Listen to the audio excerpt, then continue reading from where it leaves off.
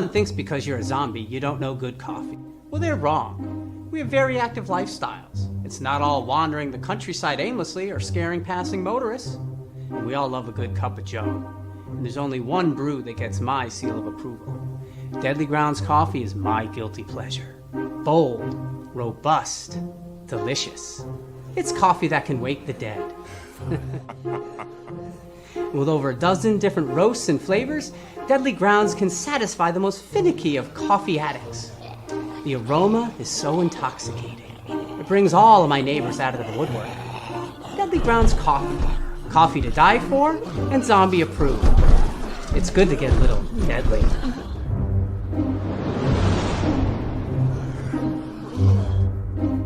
Use the front door! Oh, they're so disgusting.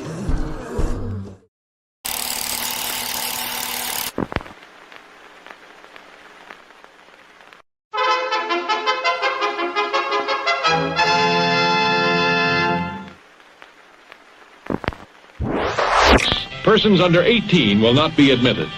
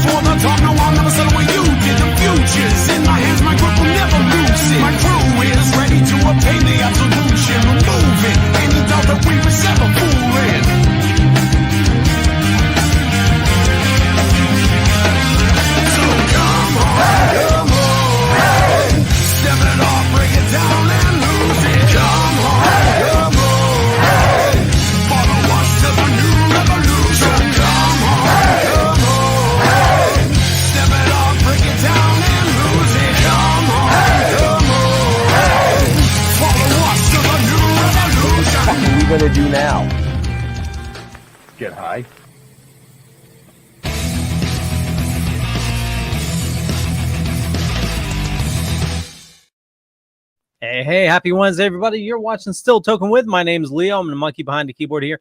We have a fabulous, most incredible, awesome episode for you. And you know what? I don't know what to say. But anyway, Benjamin, how's it going, bud? It's going well. It's going well. Fabulous, most excellent, awesome.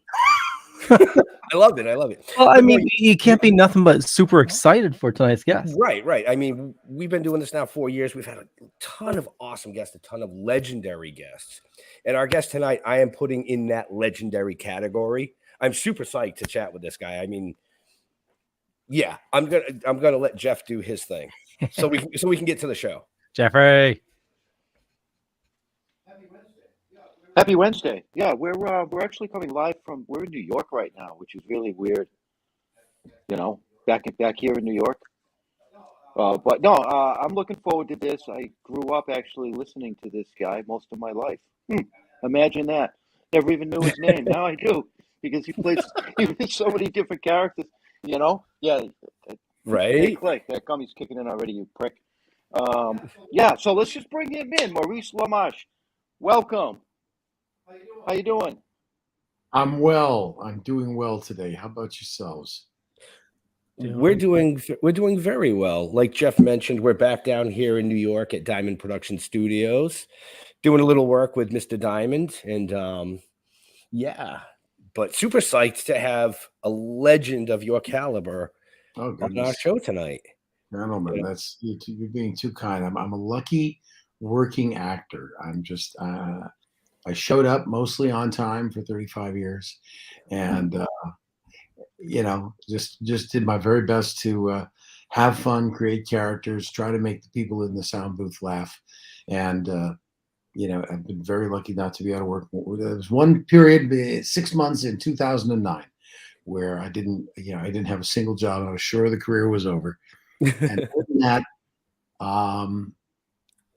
I've just worked. It's just for me all about doing good work.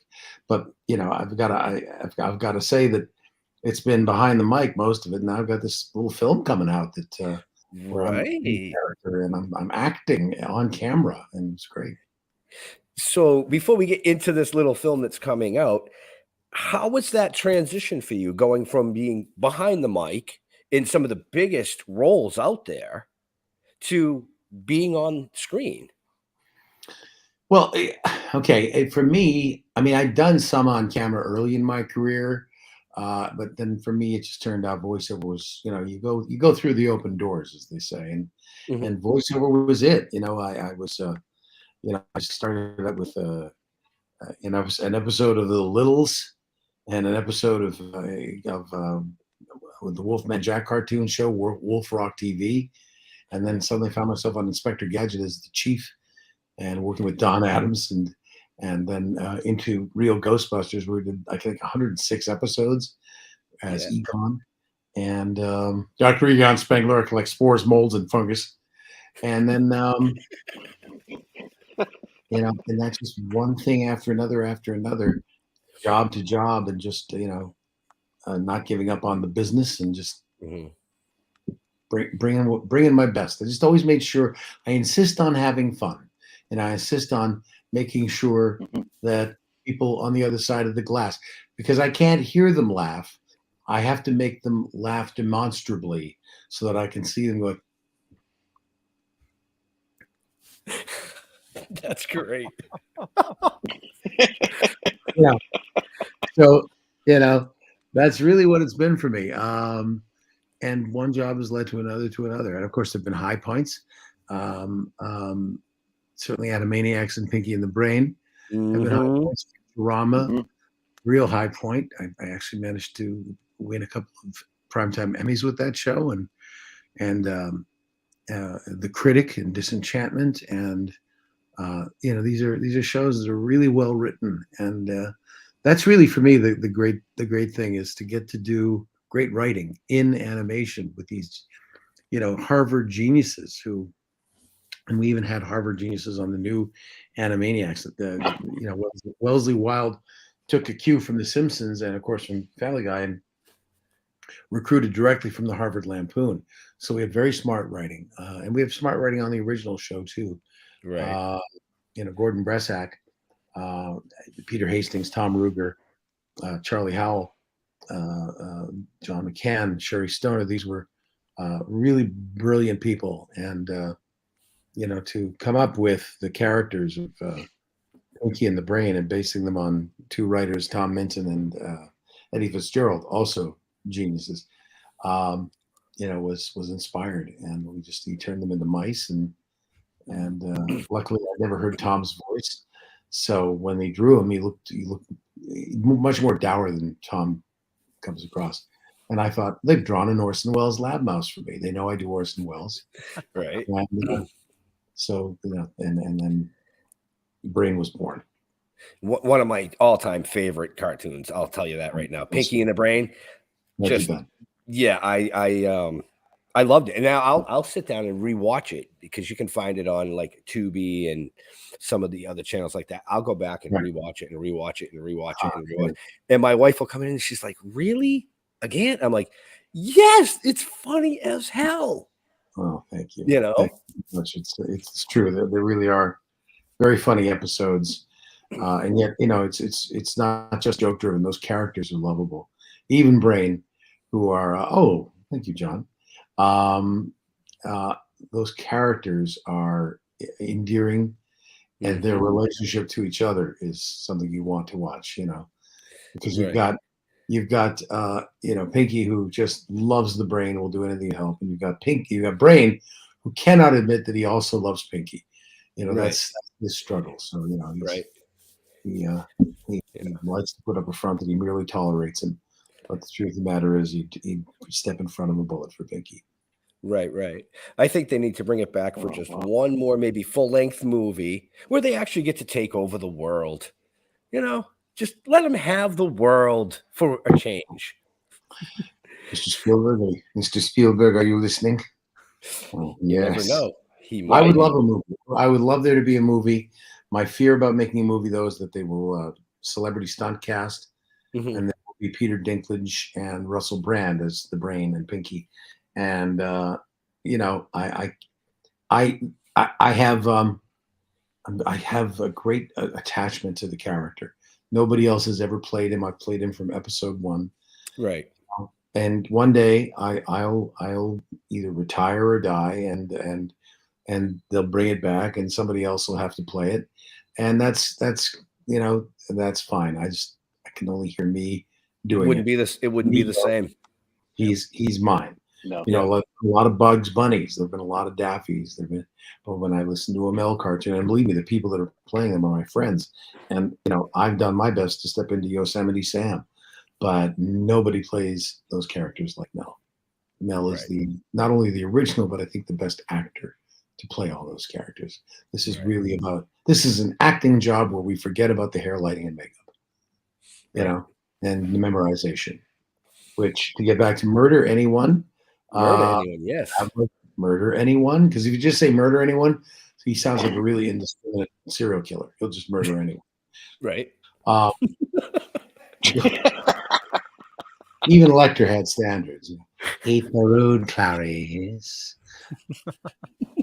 But I think that I had to find that skill set again. I had done some on camera early on in my career, and it was something I had to go and rediscover. Standing in your key light, learning to that. If I look at this eye, I'm this eye, and I'll go back and forth between the two eyes. People won't know who I'm looking at, and they'll lose focus if I lose focus. So, I got all that stuff. And one of the jokes I had on set with James Cullen Bresak was, "Am I using my hands too much? What do I do with my hands in this scene? Hand acting. I don't want to do hand acting." And he was like, "You're fine, Maurice. You're fine. Just put your hands down, relax your hands." And I've known James since he was 4 years old. Right. So, I'm not saying there's any nepotism involved here, but Gordon, his dad, Gordon Bresak, was one of my best friends. And we met on Pinky and the Brain and Animaniacs. And then he created a show called Captain Simeon and the Space Monkeys, probably the most underrated show, animated show of the 90s. Good science fiction. Right. Really, DC Fontana wrote a script. I mean, we had Michael Dorn, and we had Malcolm McDowell. Wow. We had real heavyweights from the science fiction world, on the show, and we became fast friends. We had an interesting matching level of cynicism, and so our humor was very similar, and so and yet we were both cheerful men, I'm still a cheerful guy, but I have just enough. Really, is that what's really going on here? That's kind of my approach. So, but Gordon was a lovely guy and a dear friend, and he wrote 3 plays. I was there for the opening night of each of them, and Murder Anyone was the last play he wrote. It works really well as a play, although the transitions are a little tough. Because have you guys seen a screener of the film? I got to watch a little bit of it, but we've been on the road since Saturday. Okay. So it was the movie involves a lot of cutting between the reality of the 2 writers trying to write this thing and what they're writing. And the comedy comes from the fast transitions, and on stage it's really hard to achieve that. So and of course the comedy comes from the bizarreness as they just take it further and further into the realm of silliness, So, well, we do have the trailer queued up. So would you like to introduce the trailer? We'll let Leo run it now, and we can run it again later in the show for everybody that may join us later. In a world where one man runs a trailer of a movie that's dropping February 7th on many streamers, one man alone can press the button to run the trailer.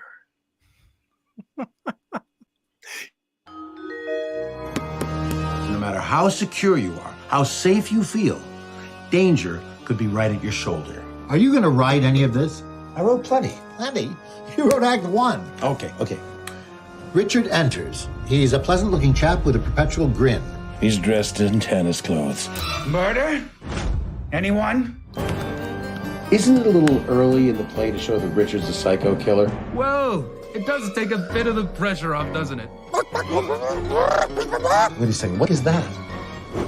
Someone in a chicken costume. Why is it someone in a chicken costume? This is where we reveal that something is going on that the audience didn't realize. There's something going on that I didn't realize. You'd like to murder me, Blaine? We can't have a psychic. I am Mary Clemens. I am blind. I've been summoned. By whom? The dead. This play could be our meal ticket. Let's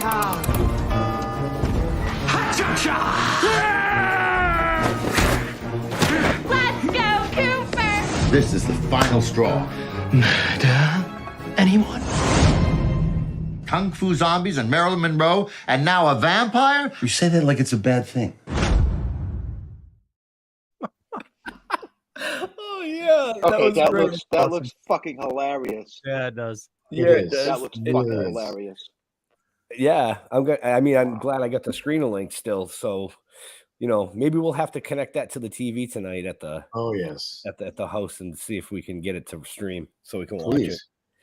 So we've had a ton of comments coming in, but we did have a couple questions. Yeah. One of them. What was it like working with Frank Welker on the Real Ghostbusters? Well, Frank and I, as I was kind of running down, sort of the beginnings of my animation career, Frank was beside me on Gadget, and really gave me, Gadget was my undergraduate work, and Real Ghostbusters was my beginning of my master's class, the master class. Frank was both a mentor, a teacher, and of course, a friend and comrade. I actually knew Frank before I got into cartoons because he was friends with Howie Mandel, and if you ran with Howie's crowd, it was fun and pranks and all kinds of great stuff. And a game called Volleyball, and it's volleyball at an indoor squash court, and so Frank and Howie and a bunch of us would play volleyball. So that's how I got to know Frank originally. And he just kept saying, because he'd come see me at the comedy store, you could do this, work. So Frank was very encouraging. And I found out after I next started auditioning that he had been talking me up to animation casting directors for a year. This is a guy who he could hoard every job to himself, but that's not who he is. He is generous and, believes that when there's somebody a bit more right for the job, he recommends them. And he welcomed me in as the new kid on the block. So it was phenomenal because he taught me so many things about technique, about mic technique, and how to physicalize without making any noise. So many things, how to turn a page without blowing a take. I mean, little things that sound trite, but they are the reason that Frank Welker, it worked as much as he did, just so expert and made everybody else's job easier, and knew how to create characters. And we talked about character creation all the time. It was great experience. And plus getting to bring and maintain the characters of Ray, Egon, Winston, and Peter, and keep them alive between the two pictures and even beyond that. It was great. That's awesome. Dear man. And still to this day, at 72 years old, still playing Freddy, with the same voice. He's been since 1969. Wow. course, he has literally no bad habits. As far as I know, Frank doesn't drink and he doesn't smoke, so he's got nothing, Right. hurting the membrane down here. Right. Those are the big killers. That is true.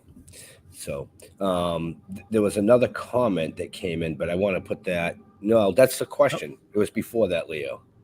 It was from Brill Pro. I got it.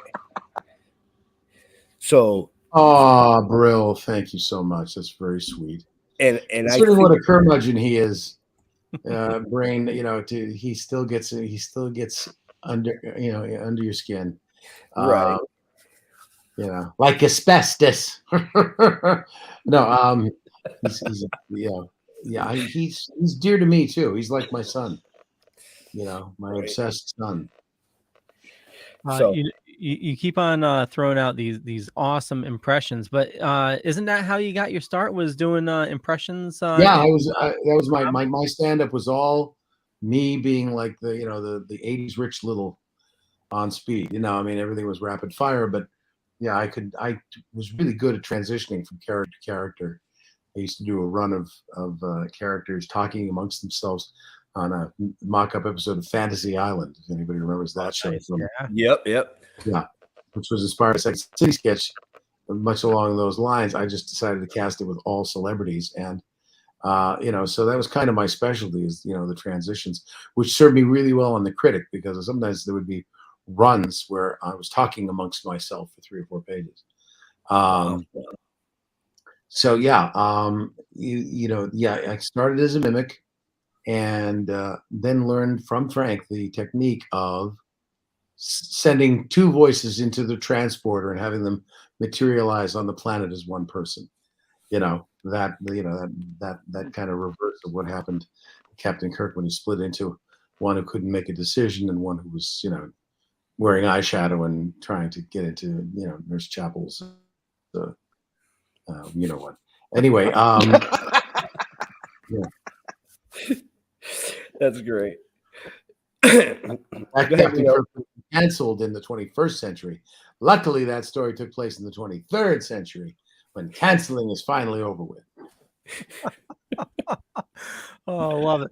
I don't want to hog all the questions, so it's well, no, we have more in the chat, and I'm okay with that. This is why we do this live show, is so that our viewers and new viewers, and hopefully even more new viewers, interact with amazing guests such as Maurice.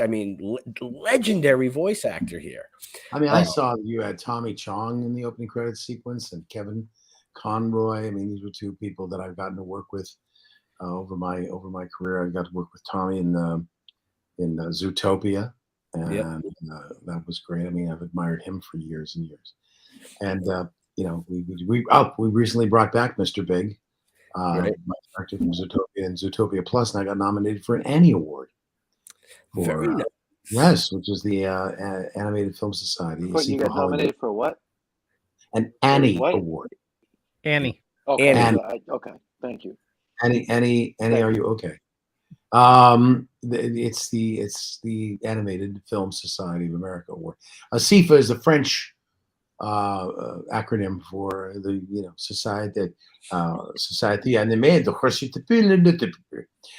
That's how good my French is. But so that'll be on February 25th, and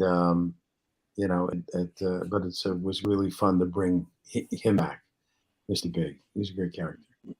Wow, so with Murder Anyone and getting back in front of the camera, do you want to start doing more of that?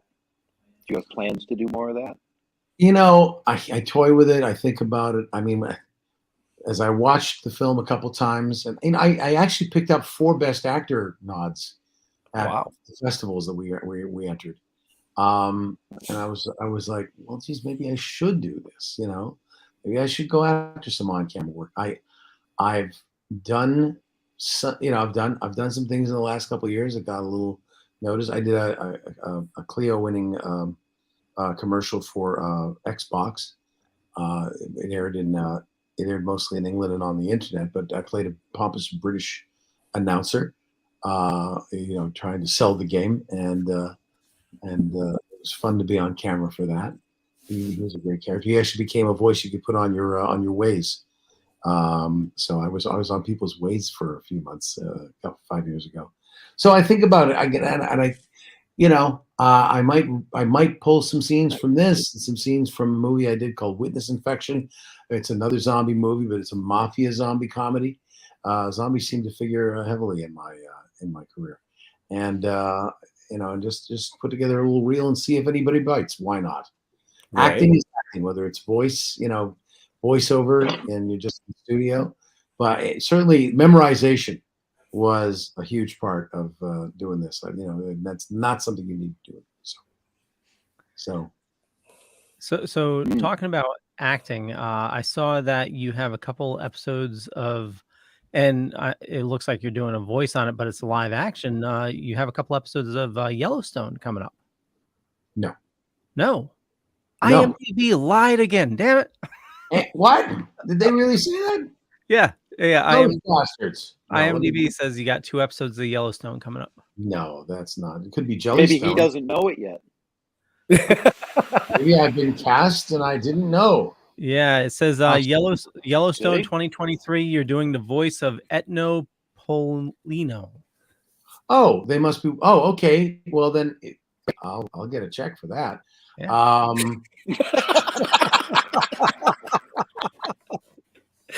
If they reuse anything I've done, I remember there was a movie where the character is watching Pinky and the Brain, and occasionally I'll get a little residual check for that. But I guess Etno Polino is a character I played in a show called Space Goofs in the 2000s. And he sounds like James Mason, He's the scientist of a group of misfit aliens who find themselves hiding out in an apartment. It used to be called Room to Rent, and they're just trying to get back to their planet. So maybe he's on it. Maybe it's on in the background, which is fine with me because I'll get a check. Yeah. Looks like it's 2 episodes. So yeah, very cool. Very cool. Kevin Costner must really love Space Goose. I know. Have you seen Yellowstone? I have. I haven't. I watched about the first 4 episodes of season 1, and then it just what it was. I found, and I don't mean to run the show down because I don't want them to edit me out. That's all right. We'll change it. We'll change to some other cartoon show. Oh wait, Lamarche is on that one too. All right, wait a second. How about nope? Lamarche on that one too. Damn, is there a cartoon show in the 90s Lamarche wasn't on? So yeah, but they weren't that good. Yeah, right. So I just found I want to like at least one character on the show, and I didn't find anybody likable. So I only got 4 or 5 episodes in, and I was like, I don't like anybody. So it's hard for me to watch shows like that. Yeah, it's like a Sons of Anarchy. It's everybody's wasn't one way. Character. Yeah. So yeah. Well, yeah, you need that character to tie into. So right. Yeah. If you're gonna like a show, you got to associate and feel good about at least one character. But some people love that. Some people are. That seems to be the new way, and people get behind these shows. God knows the ratings are huge on Yellowstone, and it's prequel shows. So right. Maybe it's me. That's in my day we watched television when the characters were relatable and likable and had a struggle that you could. Can you recall any characters that were maybe a bit more difficult to get into or find a voice for? John Running asks. That's interesting, and thank you for getting me out of that bit of improv that was going nowhere, John. Thank you very much. See, I was enjoying the improv, right? And John asked a question, but Leo's the monkey behind the keyboard that brought it up on the screen too early. That's all right. Tough to get into. I had a character in a show from the 80s called The Popples.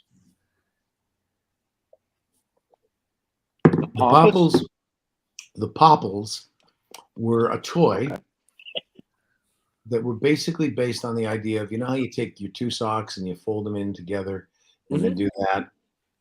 Well, that's kind of what the Popples were. They're like a sock, and if you unfold it, there's a cute little face inside, and it becomes a little doll.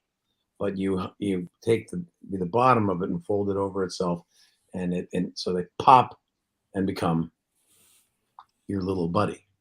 And there was a character I had to play called PC Popple, which stood for Pretty Cute Popple, and he had to have this really high-pitched, ultra sweet, and John Running loved the Popples, and that's probably why he's torturing me by asking me to recount it. Ultra sweet character named PC Popple, and his voice was way up here, and he was just so cute and squeezy, and I was not allowed to play him with any kind of irony or sarcasm. He had to be as sincerely sweet as could be, and Marcia Goodman, who was the voice director who discovered me and who shepherded me through all Real Ghostbusters and all of Inspector Gadget and the Popples, she would say, "We can hear that you hate him. Do it again. Make it frickin' cuter." God damn it.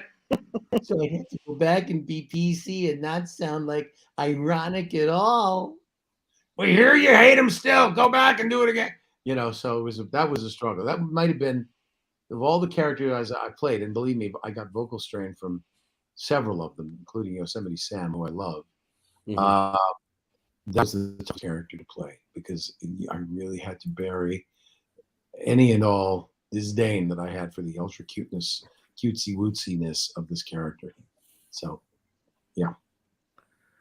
Yeah, the 80s had some weird cartoons, Well, the 80s had, suddenly you could make a show that is technically a half-hour-long commercial. Yep. For a toy. Yep. And it's reverse engineering, and you made the show fit what you wanted your sales numbers to do, and it's not a great way to write, and it all starts with the script. So yeah. I think that's how we ended up with the Wuzzles. The Wuzzles, the Popples, anything LES. Right. Yeah. And you described the Popples, and literally it sounded like a sock puppet. It's exactly. Yep. And out of all your roles, which one do I treasure the most? I don't make a big secret of it. I mean, I love, especially my characters from Futurama, one of which, led me to, two of which led me to primetime Emmys. I actually have 2 Emmys for my work on Futurama. So I love Lur, ruler of the planet Omicron Persei 8, and I love Clamps, Clamp, Bam, and Damp. These characters have been good to me. But I have to say, if there's one, it's Brain. The Brain from Pinky and the Brain is like he's my kid, like I said earlier. Right. I just feel so attached to him.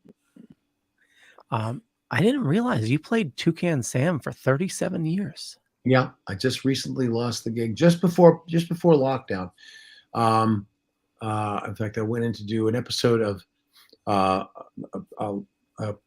dramatic podcast called Carcerum, which is winning awards all over the place. If you like serialized podcasts, look up Carcerum, Carcerem, and I actually get to introduce Cameron Crowe, and Cameron Crowe plays Barabbas, the biblical character who is spared instead of Jesus. But I went into that session, and Bill Holmes, the director, said, "Listen, I hate to tell you, but I just got a call to start casting for the new Toucan Sam," and I was like, "Oh wow, okay, well, listen, 35 years, nice run. What do I do? Get all resentful and grumpy? 35 years I did. Follow your nose, it always knows. Kellogg's Fruit Loop cereal, and I'm still Toucan Sam in Canada. They haven't changed the box yet, so right. I'm still older, because they wanted to go with a young actor and make Toucan Sam more relatable to the kids, so he's their age. Whereas Toucan was always, Paul Freese's Toucan Sam, and then mine, that I stepped into when Paul died. It was always the uncle. It was like your uncle, your fun uncle who took you out flying and had you nosedive into fruit rings. Think of that what you will. But Come on, boys, let's go to Glitter Island. You know, yeah, okay, Glitter Island, Uncle Toucan, whatever. So, yeah, what a run! I mean, that's a long time to have a job. So that's awesome. So, yeah, have you ever eaten Fruit Loops? as a child and as an adult, you know, as a kid you loved them, and as an adult they paid for your house. So yeah. Oh, that's great. So Brill Pro asked, was there any animated series that you wish you would be in? You know, I've gotten to do most of the shows that I really love. I have not gotten to be in any of the Star Wars shows yet. You know, I was you know, so that's, but I think it might be that the powers that be over there see me as a comedy guy. I don't know, either that or I'm off their radar completely, but I know that you know, I'm you know, I've not been able to even get an audition for any of the Star Wars shows. So I would like that. That would be fun. But I got to be, I mean, I got to be on a Batman. I never did a Superman, but I did do a couple of episodes of you know, the Batman the animated series. I finally got to be part of the Star Trek universe officially with Lower Decks. Season. I had one line, but it doesn't matter. I'm in there. I'm in the Star Trek canon now. Well, also you took over for DeForest Kelley in the video game. After he was it Dark Just no, not something Justice is the title, as I recall. Yes, I did, but they never released the game. But I did step into the role of Dr. McCoy. Yeah. Why are you going over there, Jim? There's nothing over there. It was like I had a phone book worth of cues, you know, because you played as one of the characters. So I had to say all kinds of things if you're playing as Captain Kirk. It was an interesting thing. It wasn't mocap, but they stayed very tight on my face because they wanted to animate. But I think it was abandoned. They never quite released the game. So I think they missed the mark because you would have been a perfect voice for Grogu. I mean, you mentioned, you know, wanting to be Star Wars. That we don't know who's voicing Grogu yet, but we'll find out this season. Is Grogu speaking yet? Is he? He's supposed to speak this season, coming up. Okay, good. Yeah. Well, as I said, I don't know what it is with Lucasfilm, but they just, I shouldn't say I've never been able. I'm in Star Wars: The Old Republic. I play a character named General Val Suthra, who is a member of the same species as Admiral Akbar. So I played him as Gene Hackman. Oh, no way. General Val Suthra, the greatest criminal mind of our time. No, actually, he was a very honest character. But these here walls, will you shut up, please? Oh my God, I love it. I'm having a blast. Your West Coast, my West Coast. Costa del Lex, Marina del Lex, Lutherville, Otisburg. I take a lot of with Pinky and the Brain. I take a lot of my cues from the Gene Hackman Ned Beatty relationship in Superman the movie. You know, that to me was the perfect, you know, in uninformed idiot and informed idiot. Yep. Because as you know, as brilliant as Lex Luthor thought he was, it's a really stupid plan to blow up, you know, 1/5 of the United States. You know, and how smart could he be to keep a moron like around? You know, so I loved their dynamic, and part of what I tried to emulate with Pinky and the Brain was based on that. You want to see a long arm, Otis? You want to see a very, very long arm? Oh my God. What was it like to voice Mr. Freeze? That's a great character. It was a cold, cold experience. Do not think this makes us friends, Mike, for asking that question. Well, you know, I started with a different voice, believe it or not. The voice I auditioned with and they booked me on was a very you know, it was not raspy, but I thought, here's a character who lives at sub-zero temperatures and who I thought in the initial accident that made him Mr. Freeze, maybe his vocal cords got frozen. So I read him with a very whispery and gravel, a lot of gravel in his voice, but also a lot of menace. And they thought, well, Kevin, God rest his soul, Kevin is doing his own gravelly thing as Batman. And they thought maybe that's just too much scratchiness on the screen. And Michael Ansara had just gotten sick and was not up to playing Freeze. They would have used him if they could. But they suggested that I somehow make it my own, but pay homage to, don't do an impression, but pay homage to what Michael had done with Freeze for Batman the Animated Series. So it sort of came somewhere in between those two things, and I lost a lot of the rasp. But he had a cold heart, unless he was thinking about his wife Nora. You will bring me Nora, or you will die. So I had to play the obsession of that character to save his wife. So it's a noble mission. But in the interim, I have to be somebody who ignores the fact that he kills a bunch of other people whose families probably love the security guard number 3 as much as he loves Nora. But that's the key with playing a psychopath. You have to play them as though they think they're right. Wow. So I was wondering, do you walk around talking to yourself a lot? Yes. That's what I figured. That's because I will just try any sound, any vocal effect. I make these little pops and goofy sounds, and I'll just sometimes reach for something and go, hey, I'll just practice my pop. I am, bending down to pick something up. And, yeah. Okay, Fred. Just these little weird sounds come out of me all the time. And if I hear somebody interesting talking in a group setting, I'll actually just, you have a British accent. All right, let's see. I'll be like Siler. I'll be like trying to saw open the top of their head. Siler from Heroes. And understand their mouth placement as they're talking. So, and we still have a bunch of questions and comments coming in. But before we ask any more questions about his amazing career, we are here to promote a movie called Murder Anyone. I like that you go up on the end. You're honoring the comma and the question mark, because if you've done a couple of other podcasts, the host will say, your new film, Murder Anyone. I said, no, it's Murder Anyone, because if you just say Murder Anyone, you sound like he's like a really indiscriminate serial killer. Like he'll just murder anyone. Yeah, murder anyone. Even Lecter had standards, Rude Clarice.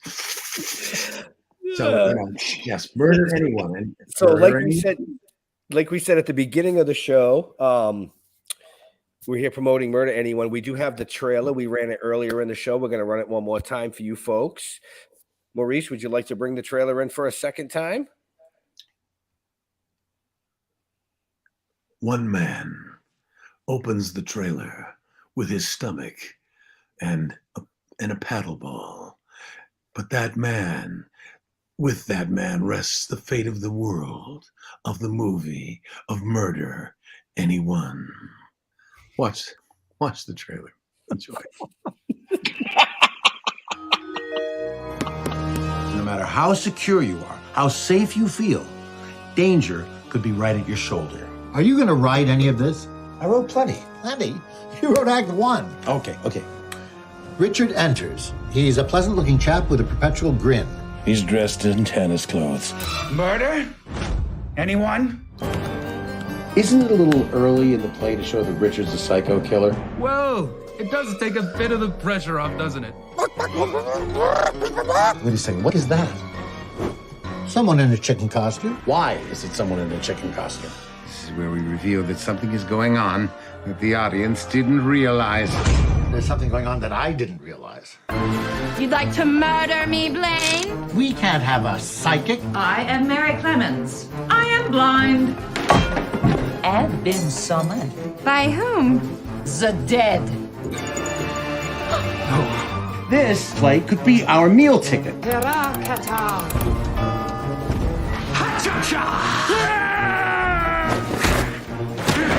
go, Cooper! This is the final straw. Murder? Anyone? Kung Fu Zombies and Marilyn Monroe, and now a vampire? You say that like it's a bad thing.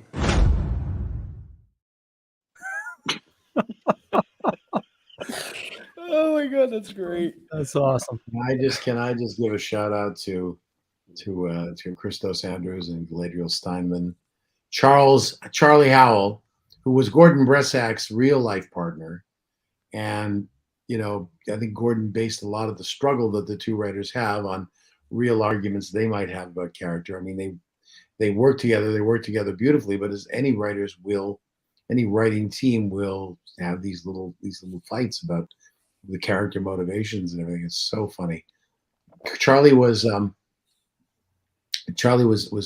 we finished the run of Pinky and the Brain, I went to a friend of mine who was taking acting class. He said, there's a buddy of mine in my acting class says he worked with you, Charlie Howell.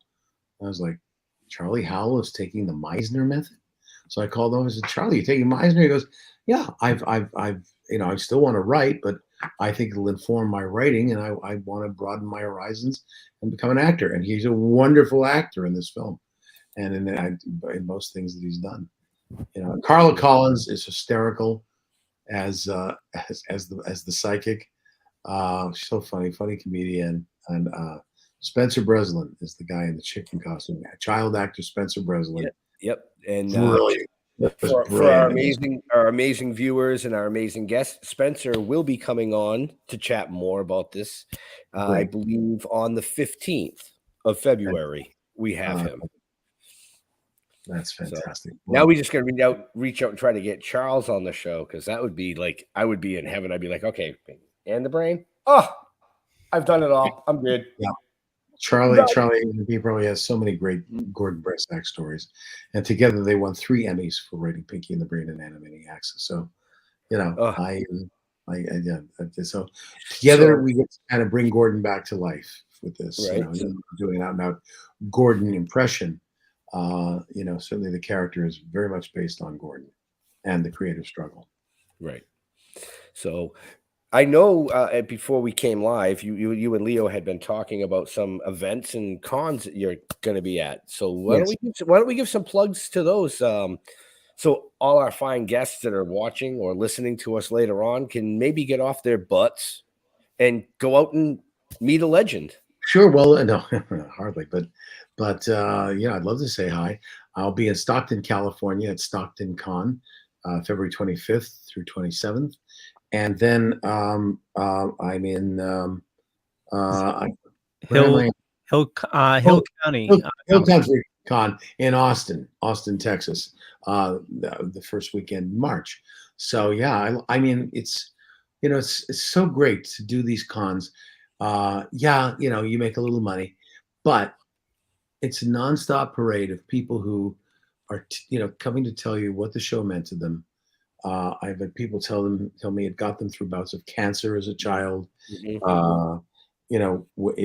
If God forbid a parent passed away, it was their solace. I've had more than one person tell me that when they were in high school, they were being bullied, and they were thinking of ending it, and the show kept them company, brought them a laugh, so that they didn't do the inevitable thing. And, so to be able to do comedy in any form, animated, live, stand-up, a film like Murder Anyone, entertainment is a rather noble pursuit, I've come to believe. It keeps us, as Stan Lee said it best, he said, it really keeps you from going off the deep end. And yeah, without entertainment, I think we'd all, definitely take life too seriously. Mm-hmm. And no one here gets out alive anyway, so we may as well laugh. That is true. That's true. Yeah, 100%. Go ahead, Leo. You look like you're itching. I have a bunch of questions. I just didn't want to take up all the time, but no, and we still have a few more in the chat, so we still have about 10 minutes, give or take. Okay, so I will do my best. To answer truthfully.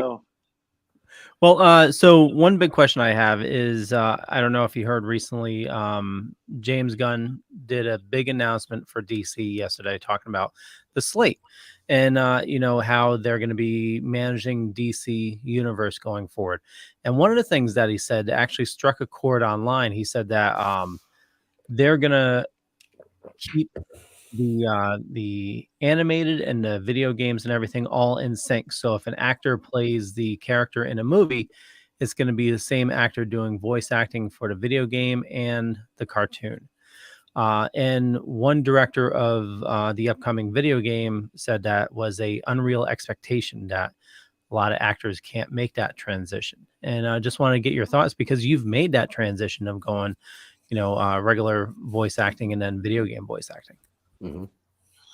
Well, I mean, there are techniques to both types of acting, and animation acting and on camera acting are they both involve losing yourself in the character and embracing the reality of the scene moment to moment. But you have to really focus your performance, just here for the microphone in animation. And a lot of the on-camera people, they'll forget that and they'll start like emoting around talking to the character next to them, and it's like, can't do that. For me, I take the cartoon. In other words, the white part of the script is where I project the cartoon, and the black part of the words I read. So whether I've got the same cartoon in my head as the director and the animators, it still serves me to see it and put my voice in that character's mouth. Doing a live action film like Murder Anyone, I had to really put myself in the room, and so it's a different technique, and yet at the core of it, you just have to be somebody who can lose yourself in a character and a scene. So I found it easier to go the other way, because voice acting can also be a little more extreme. You have to do about 10% more because you're only using your voice. So you can't be completely flat. But it is something that can be achieved, So I don't know whether it's too much for a lot of actors. I think it can be something that can be taught. But there are people that can do both. There are definitely actors that can do both.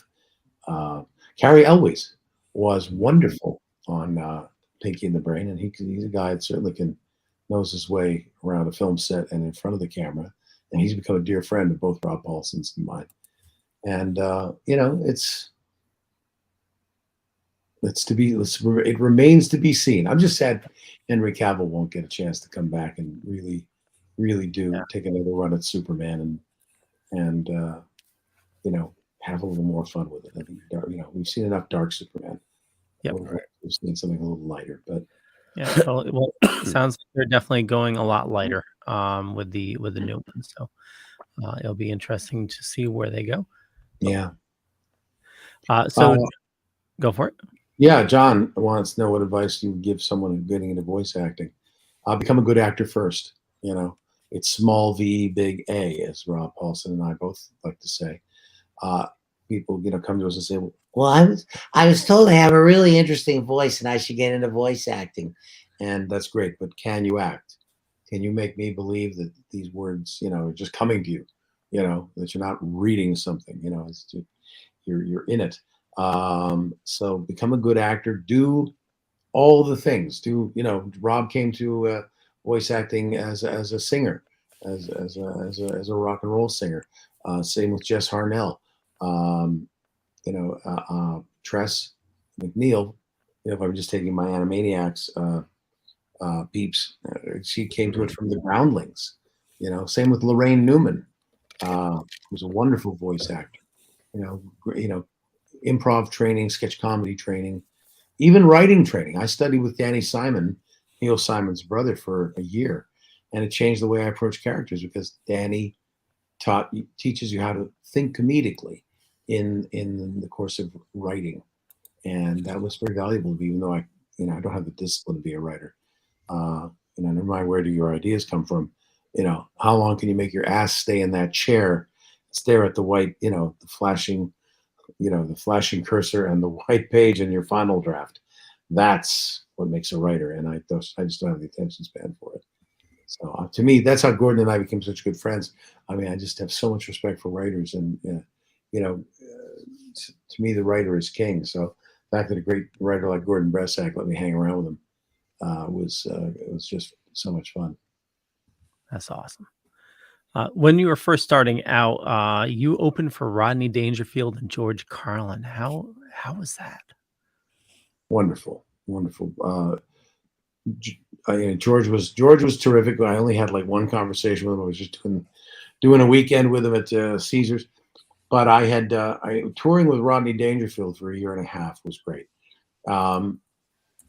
Rodney was so generous to young comedians. He wanted to protect young comedians, so he didn't want anybody to go through what he had to go through. He would say to me, he goes, man, when I was coming around, man, I played shit joints, man, and I don't want you guys to have to go through that kind of stuff. So, so I remember going to one gig in Latham, New York. It was a theater in the Round, and they had this giant billboard. Well, it was a billboard that was literally on a spike, 100 feet in the air. It looked like something out of the Jetsons, So it was this thin spike, and then the billboards that faced the highway. And my name wasn't on it, and Rodney went ballistic. It just said, "Tonight, Rodney Dangerfield." And we pulled in, and he got off the tour bus and went right in. And he started yelling at the theater manager, "Get that kid's name up there, all right? His job's hard enough without them not knowing there's an opening act, okay?" And I was like, "Oh gosh, I hope he doesn't." Saying to his road manager, "I don't want him to go to any trouble for me." And then the road manager came and got me about an hour later, and he said, "Come here." There was a guy on a cherry picker risking his life with the suction cup with M-A-U.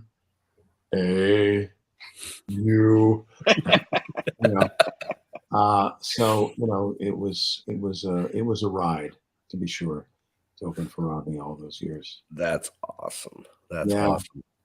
So I am going to say we have probably about 5 minutes left, folks, for everybody watching out there in the interweb. If you have any questions, now's the time to get them up here, because we might have time for one or two more before we have to let this amazing gentleman go. So one or two more. Anyways, either one of my co-hosts have hosted co-hosts. Hosted, co-hosted. Go for it, Jeff. Co-hosts. Yeah. And either one of you two have any more questions? Yeah, it's gonna come back into my head. Oh God, we'll be here for a while. I don't want you to. I don't want you to count. The Pinky and the Brain stuff, and I'll say mid '80s up. But before that, what was your favorite character to get into in the early days? Because they were different back then. It was. Egon was great. I loved playing Dr. Egon Spengler. He was, because you had to play him deadpan. And I honored the Harold Ramis spirit. And probably did more of an impression of him than I should, and yet it probably wasn't so bang on that it would have fooled a member of his family. But he was fun to play. In Attack of the Killer Tomatoes, I played a guy named Tomato Guy, and he was like a Woody Allen-ish kind of character, and he was always very tomato. He just always spot the killer tomatoes. And another guy named Zoltan, who was the henchman of John Aston, and so he was kind of like where Louis De Palma was placed, And the most fun of that though was getting to know Rob Paulson.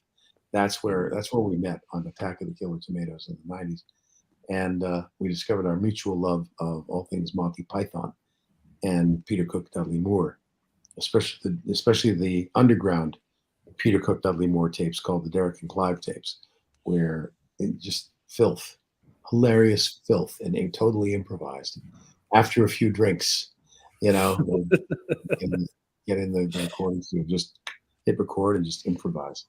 So those things. Those are big faves of mine. Very cool. And my last question for you is: do you collect anything?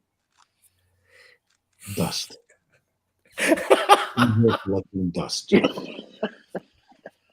I've got some animation art. Some of it's up here in the office. Memorabilia. But my wife is, doing everything she can to keep me from taking on any more stuff. But yeah, I used to have quite a videotape collection. I had the entire, back when you manually recorded things. I recorded every episode of The Honeymooners. Nice. And I had an extensive collection before that stuff ever was available on DVD or home video. So yeah, I have a 1,000 videotapes. They're all in storage now. Okay. Yes. My wife Robin will not allow me to display my pristine home video collection with all the labels that are peeling off. And Wait, you can digitize them, and I'm sure a lot of that stuff you probably can't find. Yeah, well, I probably should have used the pandemic for that. Yep. I had a lot of time during the pandemic. Right. Should have sat there digitizing all my home video, but I didn't. So, Leo? Yeah, I'm going to ask a similar question. So what do you dork out about? So for example, we had Bruce Valanche on, and he's really big into like sunken vessels and sunken ships and the history of that. Yeah. What is something that, other than your career, that you really dork out about? Like you do really any video games? No, I'm more. I didn't know that about Bruce. He and I almost worked together. My manager was trying to kind of get my writing to the next level back in the '90s, and we actually had a meeting with Bruce, and because he was then the hottest writer going, and we just kind of decided that he didn't write for impressions quite the same way that we, he didn't want to write conceptual stuff. He was a good joke writer, and that's what he liked working on. But I didn't know that about him. That's so funny. I'm a comedy nerd. I love to go deep in comedy. I dork out on anything Python. I dorked out when I met John Cleese. Nice. I literally chewed my tongue. And he was so gentlemanly but very unimpressed by me, because I just was like, Mr. Cleese, I just want to tell you that he's very tall, so I'm looking up. You were inspiration to me.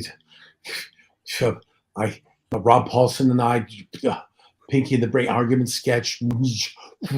He was just like, very nice, very, very nice. Nice to meet you. Thank you so much. Thank you so much.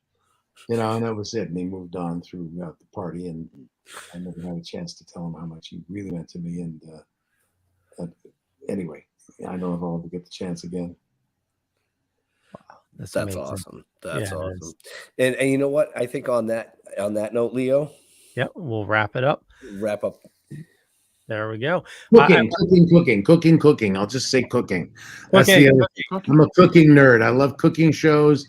I can stay on master classes, all the chefs. That's my other big nerd. My nerd out is cooking and little kitchen hacks and things like that. Sous vide. I'm heavily into sous vide right now. Oh. Yes. All right. Now you can wrap up the show, Leo. I want to thank everybody for watching this fine evening. For me, just Google Leo Pond. You find a bunch of stuff. Could be true, could be not. I'm not going to say which is which, but I run the Dorkening Podcast Network. We got a ton of shows on the network. There's a lot of awesome people doing a lot of awesome stuff. Matter of fact, we're going to be doing a live show in about 45 minutes, another live show. So the Dorkening. So just go look for that. And Maurice, where do you like people interacting with you on social media? Well, I'm on both Instagram and Twitter. On Twitter, I'm Maurice Lamarche, all one word, much as it's spelled there, here. Anyway, MauriceLamarche, all one word. And then Instagram, I do a very clever thing. I put an underscore between my first and last name, so it's Maurice_Lamarche. And that's where you can see me. That's where you can interact with me. Awesome. And ask me anything, and I may answer you. Very cool. Jeffrey. So first, I want to thank. I want to thank Maurice for joining us. What a ball of fire, man. Love you. And yeah, for us, just go to stilltoken.com. Find us on Facebook at Token with the Dead. I don't know the Instagram, Twitter bullshit. That's all Ben's crap. I'm too old to deal with that fucking shit. So go to stilltoken.com. Okay. Benjamin. I don't know, man. I don't know who gave him the gummy. I'm sorry. But no, like Jeff said, stilltoking.com is where you can find out everything you want to know about us, from the comic book to the novel to the TV series to the potential animation to this show. And we are going to drop this tonight real quick for everybody that stayed here. We still got a ton of viewers. You can start to catch us on Red Coral Universe on every platform out there: Roku, Fire Stick, Google Play, Apple TV. So we're going to be running on Red Coral Universe's OTT coming soon. So again, thank you to Maurice for coming out and hanging out with us. I mean, I'm still beside myself. I got to sit here and talk to the brain. Yes, I feel like a kid in a candy store. It's amazing. But to all our veterans and first responders, we want to thank you for doing what you do, so people like us can do what we do. Stay safe. We'll see you next week. Hell of a season coming up, folks. You don't want to miss it. Oh, yeah. And Maurice, stay with us just 30 seconds. We'll be right back.